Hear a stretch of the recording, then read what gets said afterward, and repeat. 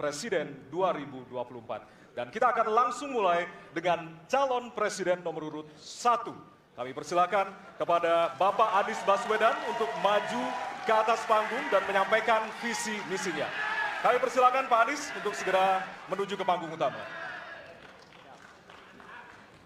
Pak Anies, waktu Bapak adalah 4 menit dimulai dari sekarang. Assalamualaikum warahmatullahi wabarakatuh. Selamat malam dan salam sejahtera untuk semuanya. Bismillahirrahmanirrahim. Negara hukum menempatkan hukum sebagai rujukan utama untuk memastikan hadir rasa keadilan, memberikan kebermanfaatan, dan memberikan kepastian kepada semua.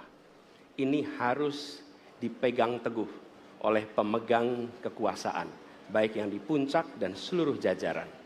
Tapi apa yang terjadi? Banyak aturan ditekuk sesuai dengan kepentingan yang sedang memegang kekuasaan. Apakah ini akan diteruskan?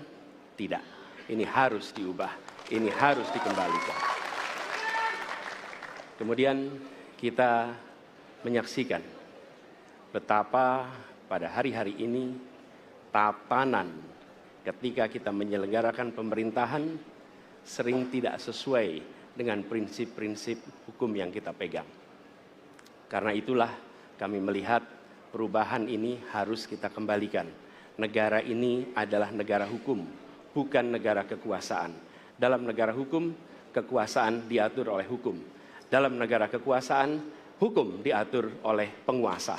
Dan kita tidak menginginkan itu terjadi. Pada saat ini, kalau kita lihat hukum itu harusnya tegak begini. Inilah hukum. Dalam kenyataannya, dia bengkok. Dia tajam ke bawah, dia tumpul ke atas. Dan kondisi ini tidak boleh didiamkan, tidak boleh dibiarkan, dan harus berubah. Karena itu kita mendorong perubahan. Mengembalikan hukum menjadi tegak kepada semuanya. Dan bila kita saksikan hari ini, ada satu orang milenial bisa menjadi calon wakil presiden.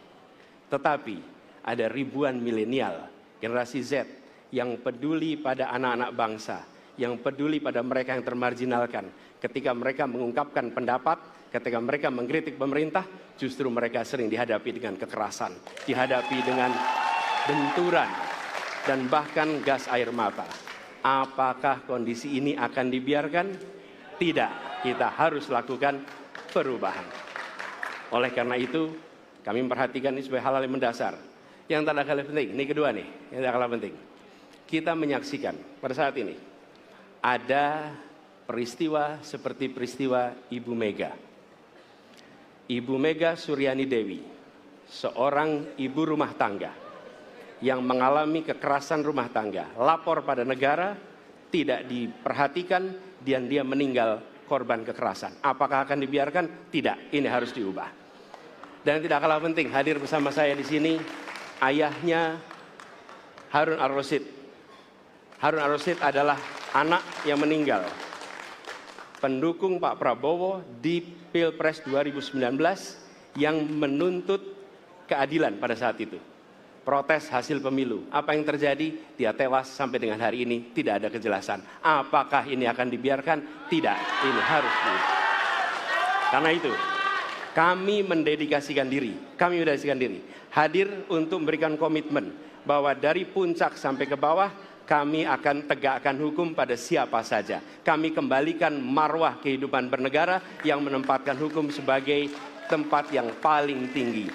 Dan ketentuan itu berlaku kepada semua, termasuk ketika menyangkut urusan ASN, menyangkut urusan TNI dan Polri. Terima kasih. Assalamualaikum warahmatullahi wabarakatuh. Terima kasih.